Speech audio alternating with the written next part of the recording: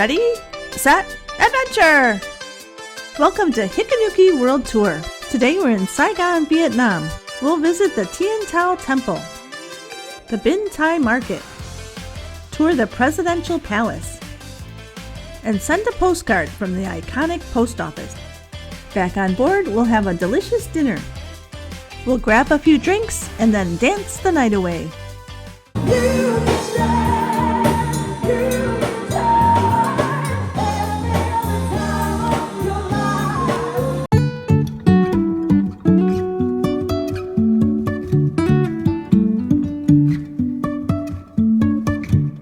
Today we're docked in Phu My, Vietnam. This is basically a container ship port, so there's really not much to do here, although later in the day they did set up a small shopping area. Based on the number of buses waiting, it looks like most people will be doing shore excursions. This was another case where the city of interest, Ho Chi Minh City, or Saigon, was a 2-hour drive each way from the port.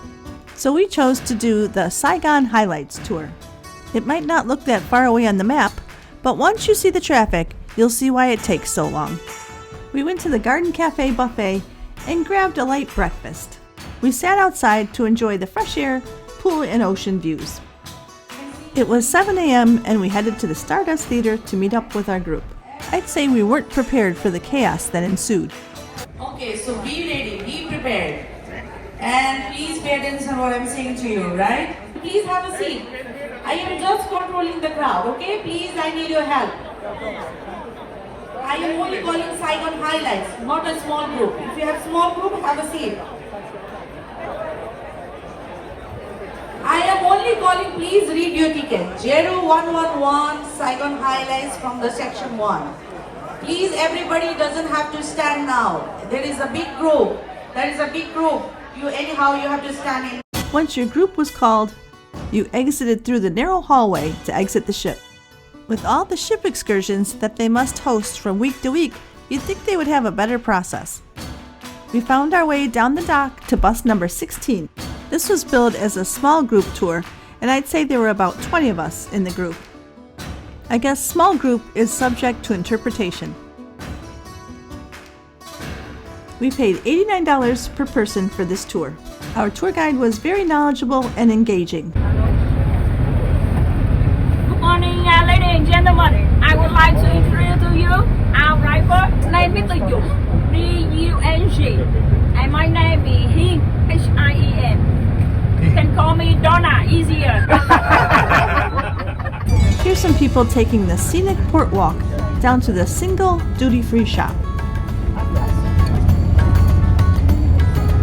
A duty-free shop About 2:45. Once again, we weren't quite sure what Saigon Highlights was going to highlight. We did know, however, that we would be spending a lot of time on this bus. We met at 7 o'clock in the theater, got on the bus about 7:30, and returned to the ship at 4:45. So this was a long day. About 30 minutes into the trip, we stopped at this market to use the restrooms. Looks like he's going off to work. While we didn't have to pay for the restroom, make sure to BYOTP. This was probably the most organized, neatly stocked market that I've ever seen. You're not at Walmart today. I don't speak Vietnamese at all, but I do have Google Translate. And a few items had English translations. This was a brief 10-minute stop, so not much time for shopping. But I was tempted to pick up some dried goby fish. I'm sure my busmates would be thrilled. The currency in Vietnam is the dong. $1 is about 25,500 dong. You only need about $40 to be a millionaire here. There was a neat and tidy restaurant here, but it was too early for it to be open. And now, after this quick stop, it was time to get back on the bus. We headed out of Phu My City and headed toward Ho Chi Minh City, or Saigon. The motorbike culture of Vietnam is a little eye-opening for us Americans. Children of all ages are seen riding with their parents. 94% of vehicles are motorbikes, so I guess for many families, that's their only mode of transportation. Dòng lệ trào trên khóe mi xưa qua bao phố vui từng nhịp chân xưa khi có nhau, để bây giờ còn bóng em cô đơn lạc loài. Thank you.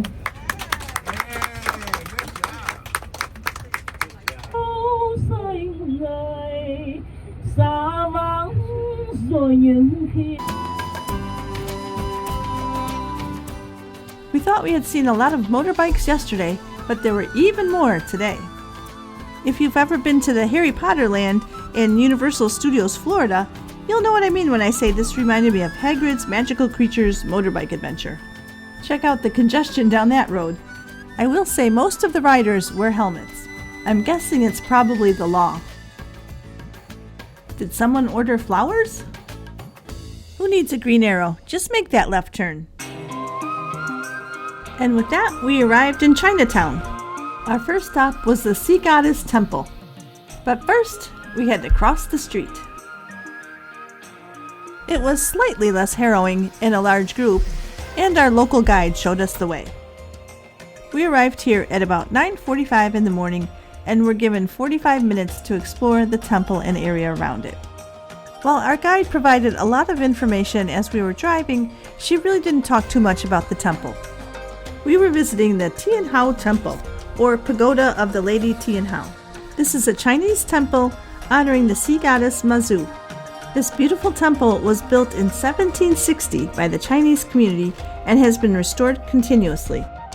This is a stop where it would have been nice to have a guided tour or audio guide so that we would know exactly what we were seeing.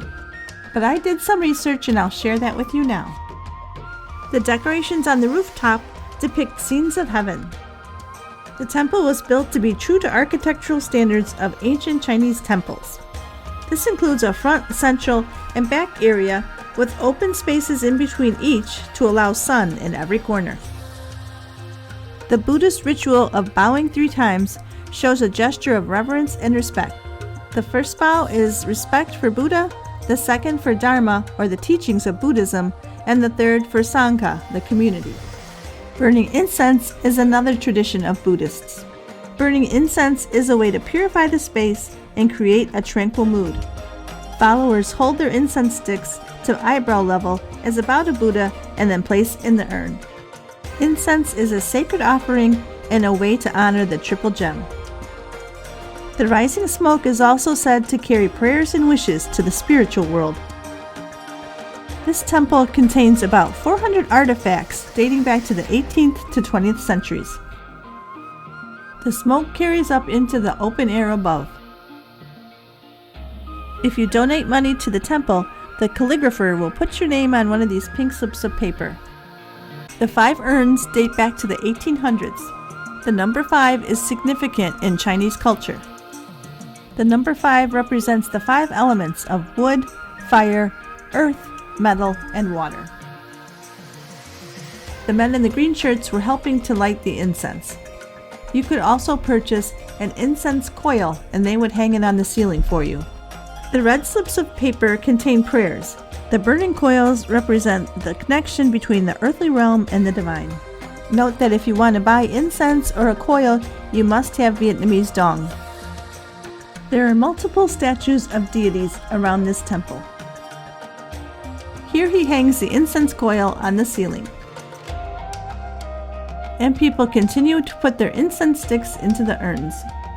Although small, I found this temple to be a very interesting place and a great place to observe other cultures.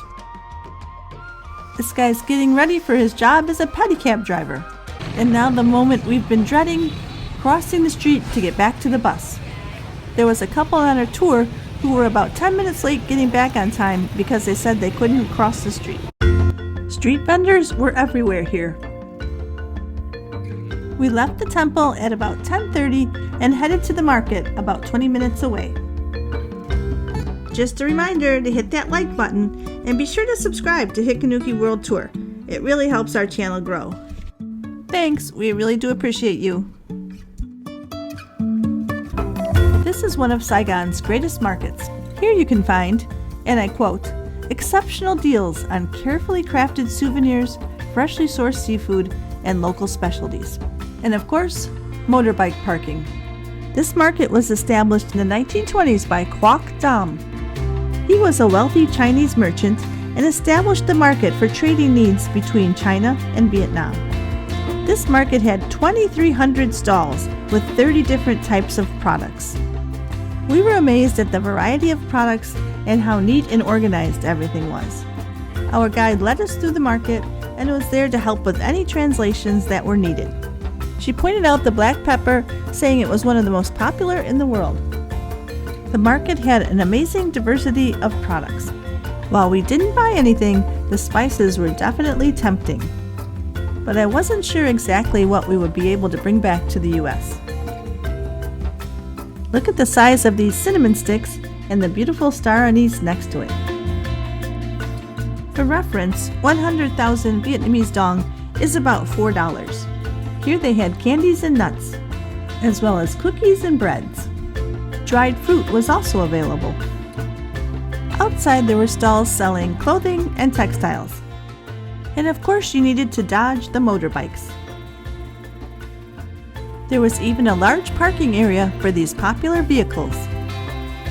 There was dried pineapple, spicy or plain. And that was our trip to the market. Then our guide Donna led us back to the bus and helped us cross the street. Instead of giving us free time to wander around on our own, she guided us through the market.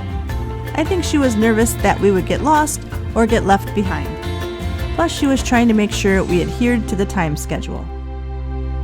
Ever since the one couple was late getting back to the bus, I think she was worried about us. Looking out the bus window, we spotted a familiar sight. We were now taking a 20-minute drive from the market over to the heart of Saigon and to Independence Palace. The city was a mix of modern and traditional.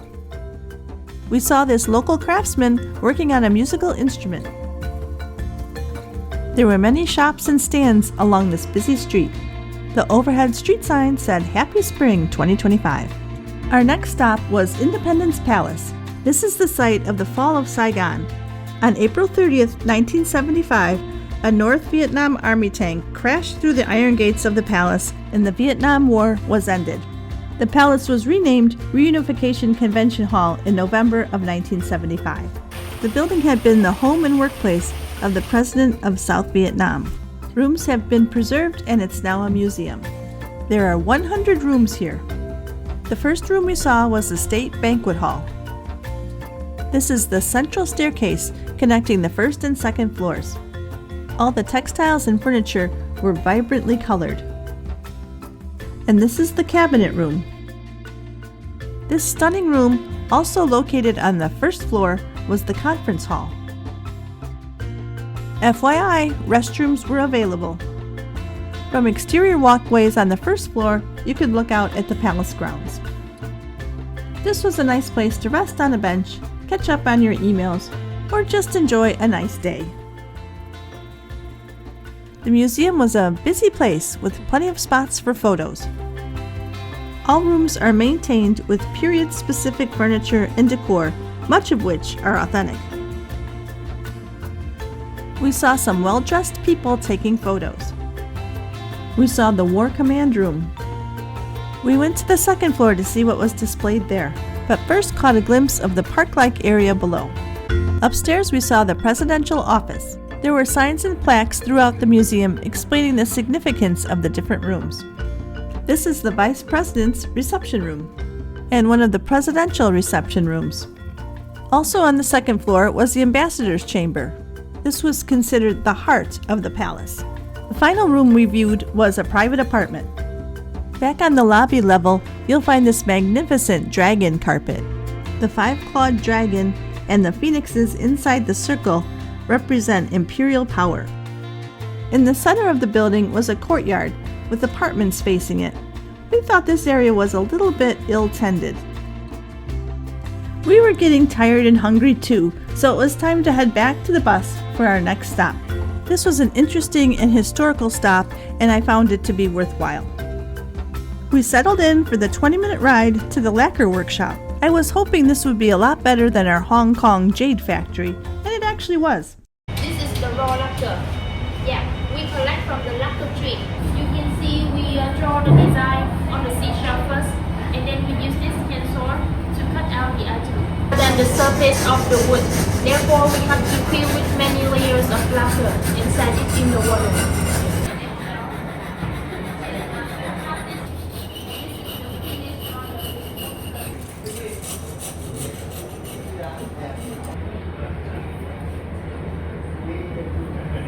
We looked around the workshop where they had their artwork displayed.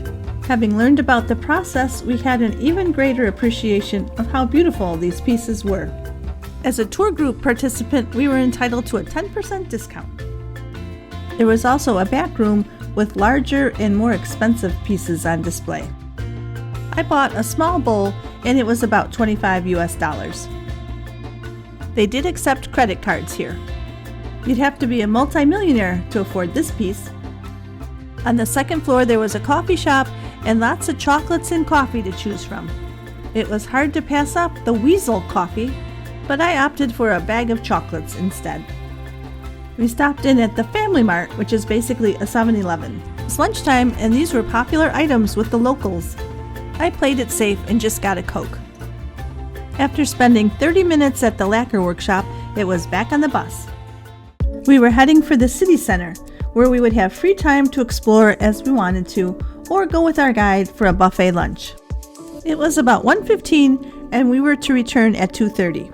On board the Spirit, we had met a chef from Australia and he told us about Vietnam House Restaurant. So we decided to give it a try. The restaurant is run by celebrity chef Luc Nguyen. The restaurant serves elevated traditional Vietnamese food with a modern twist. We started with the spring rolls, which were easily the best we've ever had. Then we had chicken with a black pepper sauce. It wasn't quite what we were expecting, but delicious in its own right. The restaurant also was serving food at a very leisurely pace, and we were afraid we were going to miss the bus. But we did have time for one last beer. We didn't have time to walk around the city very much, but we were hot and getting tired. Maybe next time we'll have time to try Seven Bridges Brewing Company. We're heading to our last stop, the Notre Dame Cathedral and Post Office. Unfortunately, the cathedral was under renovation and behind scrim. We did get to see the statue of the Virgin Mary. Just imagine what the traffic must have been like back in 2005. Directly across the street was the post office, and we were a little confused why we were stopping at a post office. There were quite a few vendors set up out in front, which seemed a little strange. The building was beautiful and you could definitely see the French influences. This was established in 1886 as the Saigon Central Post Office. The clock on the outside has been running for 130 years. The bronze plaques on the exterior of the building bear the names of important scientists and engineers who contributed to communication technologies of the time. Once inside, we realized that this was now a tourist attraction. A large painting of Ho Chi Minh was on the back wall. The building had a beautiful dome roof, which was supported by rows of pillars on each side. On the walls, there were two large hand-drawn maps. One from 1892 depicted Saigon and its neighborhoods. The other from 1936 depicted the telegraph lines in Vietnam and Cambodia. In case you're wondering what time it is in other countries, look no further than the post office. Of all of our stops today, this definitely seemed like the biggest tourist trap. This is still an active post office. We did see some people writing postcards so that they could have them postmarked in Vietnam. I don't think I've ever seen this many people writing postcards. This was a statue outside of the post office. The post office is a nice backdrop for your next photo. It started to rain, so vendors hurried to cover up their precious goods, and we hurried back to our bus. This was an interesting city and a study in the contrast between old and new. We got on the bus at 3 o'clock to head back to the port. This had been a very long day. We met our group at 7 this morning and didn't get back to the ship until 4:45, so that was nearly 10 hours. A lot of that time was spent on the bus, especially since the destination was a good 2 hours from the port. I'm glad we did the excursion, and I'm glad that tomorrow's a sea day so we can recuperate. Back on the dock, vendors were set up so people who didn't go into town would still have a chance to pick up some souvenirs. Or maybe a fancy Rolex watch. Pick up a conical hat, but I'm not sure it'll fit in your suitcase. A baseball cap will be easier to pack. Or a t-shirt or two.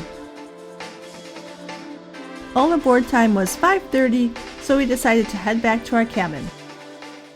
Looks like we achieved a new tier at the casino. Maybe we'll get some good offers. From our balcony, we could see that most of the activity was winding down now. This is what the port looked like, and as you can see, it was very industrial without much to do for us visitors. But what we could do was go to Spice H2O. After a long day, it was nice to have a refreshing cocktail. And we grabbed a quick bite from the buffet. They were having shrimp tacos tonight. We were planning to go to the main dining room later, so we just grabbed a quick snack. Anytime is a good time for cheesecake. Then we went back outside to Spice H2O to watch the sail away. Although this dock and this port weren't very scenic, it's still fun to watch the sail away. Phu My is on the Mekong Delta, so we're almost on a river cruise. The upper decks are always a great place to see the sail away. I also enjoy watching the tugboats.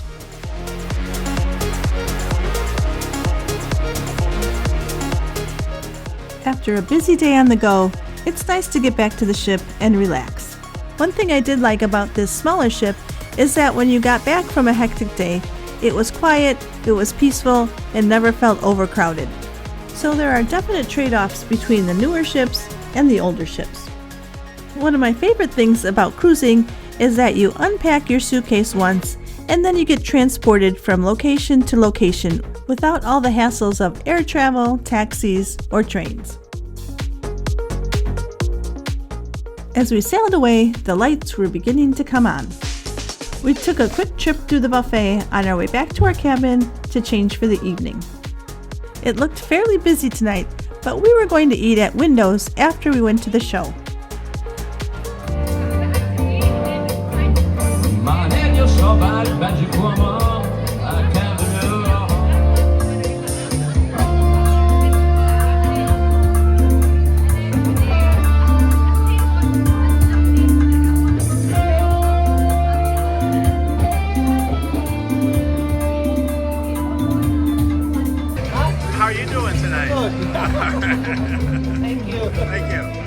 Tonight we were looking forward to the production show Blazing Boots.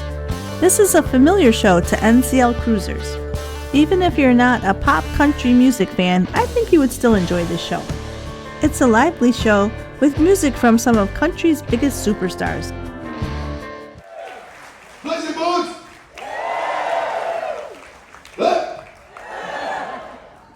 You know, these are my favorite type of shows because when I started working on ships, I started as a dancer. Country girl, shake it for me, girl. Shake it for me, girl. Shake it for me. Country girl, shake it for me, girl. Shake it for...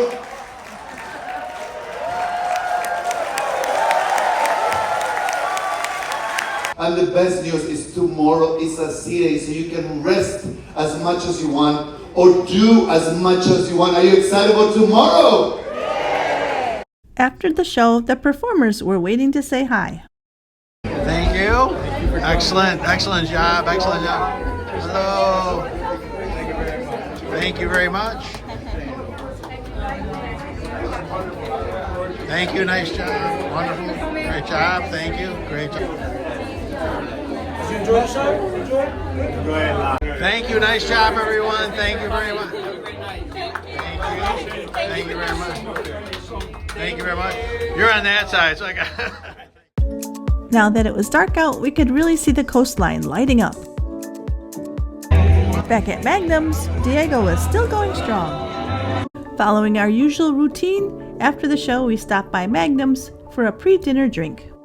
On NCL, you don't have to specify your dinner time, you can go when it suits you. And there were a few people who couldn't pass up the inch of gold deal. Tonight we were dining in the main dining room, Windows. Even though we didn't have an assigned dining time or reservations, we never had to wait long for a table. As per usual, we started dinner with red wine. Windows is the more elegant of the two main dining rooms. We started dinner with rolls and butter. And then we went on to appetizers, starting with the Italian beef meatballs. And then the baked brie served in a puff pastry with the salad. This was good, but I liked brie to be a little creamier than this was. Next was the bruschetta with tomatoes that weren't quite ripe and too much garlic. I usually like the soups on NCL, but the cream of asparagus was a definite miss. My husband had the braised lamb shank, which was delicious and falling off the bone. This was definitely the favorite of the whole meal. I had the shrimp fettuccine alfredo. This was a good choice, but the sauce was just a little thin. For dessert, we couldn't pass up the chocolate eclairs with vanilla custard filling. Honestly, they tasted like what you get out of the freezer section. For this, the cake was good, but not a lot of Snickers. I just called to say I love you. I just called to say how much I care. I just called to say I love you, and I'm leaving from the bottom of my heart. So in love with you, just keeps getting better. I wanna spend the rest of my life with you by my side, forever and ever. Life is a highway. I wanna ride it all night long. Come give it up, if you're going my way. I wanna drive it all night long. And then we ended the night at Spinnaker's, where people were dancing and enjoying the music of B12.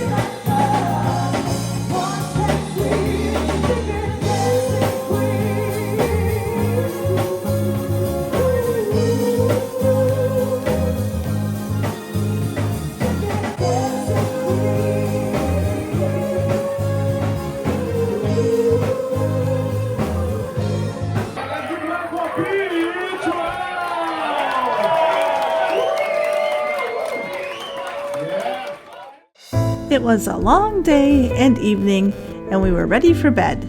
We're happy tomorrow is a sea day. Thanks for joining us at Hikanuki World Tour on our day in Saigon, Vietnam. Today's travel wisdom comes from Simon Raven. Life is short and the world is wide. Make sure to subscribe to our channel and follow us on Instagram. And hit that notification bell so you'll be alerted when new videos are dropped.